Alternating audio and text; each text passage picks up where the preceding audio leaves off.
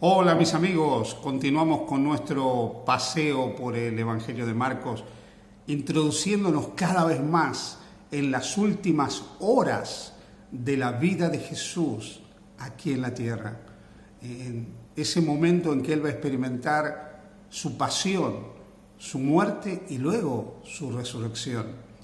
El Evangelio de Marcos, en el capítulo 14, a partir del versículo 12 en adelante, nos habla acerca del momento en que Jesús celebraba una de las cenas pascuales que se solían celebrar en aquel tiempo y está con sus discípulos.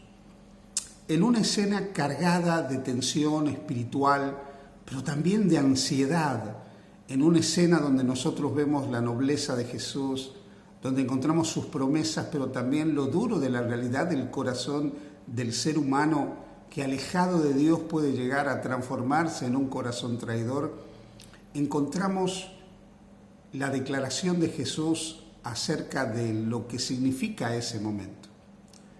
La Pascua judía a partir de este momento estaba por experimentar una transición. Esa festividad pascual que estaba conmemorando Jesús con sus discípulos recordaba la salida del pueblo de Israel de Egipto, cuando Dios los liberó con mano poderosa, como dice la Escritura, del yugo, del cautiverio del faraón, y cuando les dio la libertad haciendo que ellos dejaran de ser esclavos del faraón. Dentro de esta escena pascual, donde Jesús está en el aposento alto con sus discípulos para comer la Pascua, encontramos a partir del versículo 17 algo sumamente conmovedor. Y cuando llegó la noche, vino él con los 12. Cuando se sentaron a la mesa, mientras comían, dijo Jesús: de cierto os digo que uno de vosotros que come conmigo me va a entregar. Entonces ellos comenzaron a entristecerse y a decir uno por uno: ¿seré yo? Y el otro: ¿seré yo? Él respondiendo les dijo: es uno de los 12 el que moja conmigo en el plato. A la verdad, el Hijo del Hombre va, según está escrito de él. Mas ay de aquel hombre por quien el Hijo del Hombre es entregado. Bueno le fuera a ese hombre no haber nacido. Y mientras comían, Jesús tomó pan y bendijo y lo partió. Y lo dio diciendo: tomad, esto es mi cuerpo. Y tomando la copa y habiendo dado gracias, les dio y bebieron de ella todos. Y les dijo: esta es mi sangre del nuevo pacto que por muchos es derramada. De cierto os digo que no beberé más del fruto de la vid hasta aquel día en que lo beba nuevo en el reino de Dios. Yo quisiera que juntos en esta tarde podamos ver en este texto un par de cosas que son sumamente significativas. La primera, Jesús sabe a quién tiene delante. Jesús conoce, sabe que entre ellos está el traidor. Es más, indica: el que moja conmigo en el plato, ese me va a traicionar. Otros evangelios nos dicen que Judas lo hizo y que Jesús, mirándolo tiernamente, le dijo: oye Judas, lo que vas a hacer, hazlo pronto. Algo que el resto de los discípulos no entendió, porque no comprendían que Judas, no se imaginaban que Jesús supiera que Judas era el traidor y no se imaginaban que su compañero Judas sea un traidor. Lo que vas a hacer, hazlo pronto. Aquí nosotros encontramos a un Jesús que, aún conociendo a las personas, las ama. El Evangelio de Juan dice que aquella noche, sabiendo Jesús que su hora había llegado, como había amado a sus discípulos, los amó hasta el fin. Los amó aún sabiendo quiénes eran, que eran traidores, porque él sabía perfectamente que ahí estaba el Pedro negador, que ahí estaba el Judas traidor, mentiroso, ladrón, que ahí estaban los otros apóstoles cobardes. Él sabía cómo era cada uno de ellos y sin embargo los amaba.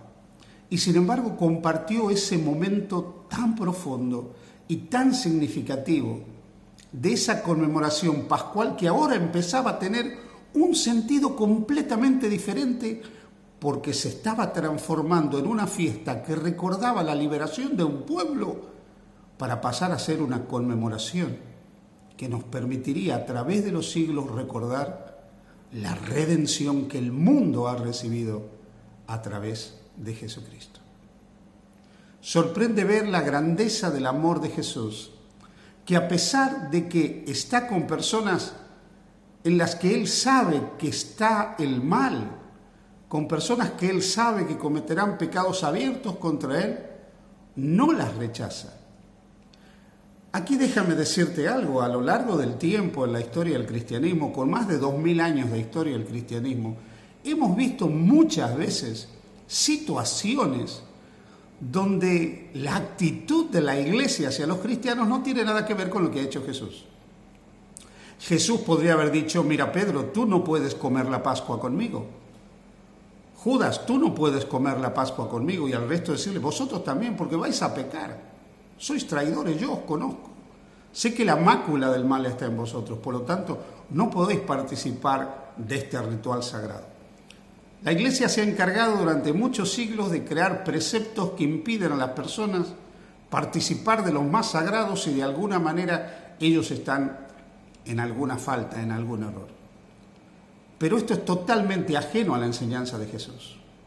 Jesús nos enseña claramente un principio fundamental, que es la comunión abierta, que Él recibe a todas las personas sin tener en cuenta las faltas que puede haber en su vida. Si un corazón desea acercarse a Jesús a través de las formas y los ritos de la religión, ningún ser humano tiene derecho a impedir que alguien se acerque a Jesús a través de símbolos y formas que nos pueden conectar de alguna manera espiritualmente con Él. Por eso es que excomulgar o excluir o limitar, como suelen hacer algunos, a un grupo quizás privilegiado de personas participar de determinadas formas de culto, de religión o ritos, es totalmente ajeno al principio del Evangelio de Cristo Jesús.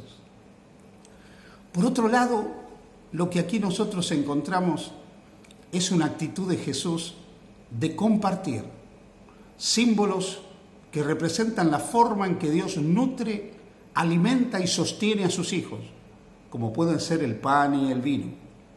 Símbolos de la provisión de Dios que aparecen continuamente con esas características a lo largo del Antiguo Testamento.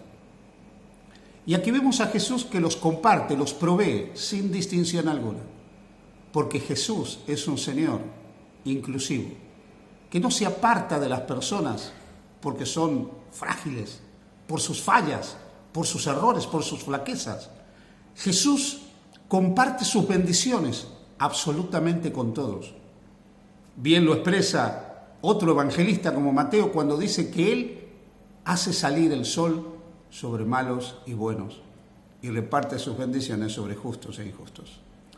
Así que el Señor es realmente un Señor misericordioso y bondadoso, que no excluye absolutamente a nadie, a pesar de los fallos y errores de esa persona. Déjame decirte también que en esta escena Jesús habla del pan y del vino. Mucho se ha debatido a lo largo de la historia del cristianismo acerca de estos emblemas. Ha habido grandes discusiones teológicas, enfrentamientos y cismas dentro del cristianismo, por si las palabras de Jesús deben ser tomadas en sentido literal o simbólico, si el pan debe ser leudado o no leudado, si el vino puede ser fermentado o no fermentado. Y cada denominación a lo largo del tiempo ha asumido una posición al respecto. No es mi intención terminar con un debate teológico acerca de esto. Simplemente quiero centrarme en algo que me parece lo más importante, que Jesús está dispuesto a darse a cada uno de nosotros en estos símbolos del pan y del jugo de la vida, para que nosotros de manera espiritual podamos recibirle cuando participamos de estos símbolos. Así que debiéramos aprovechar toda oportunidad posible de participar de lo que en la iglesia cristiana se llama la comunión o la cena del Señor, para poder ser partícipes espiritualmente de la persona de Jesús. Porque una cosa es cierta, más allá del debate sobre la transubstanciación o la consubstanciación entre el romanismo y el luteranismo, una cosa es cierta. Cuando hay personas que tienen fe en Jesús, se reúnen para recordar aquel momento en que Jesús entregó su vida por ellos, haciendo algo semejante a lo que hicieron en ese aposento alto él y sus discípulos. Jesús, de manera espiritual, está presente y por la fe podemos recibirle. Así que cuando tengas la oportunidad de participar de esta ceremonia, hazlo. No importa tu condición, no importa lo que ha acontecido en tu vida, no importa cómo sea, no importa tus fallos, no importa tus pecados. Ve a Jesús, reconságrate a Él, participa de este rito y deja que Jesús te abrace con su abrazo de amor eterno. Que el Señor te bendiga. Feliz día junto a Jesús.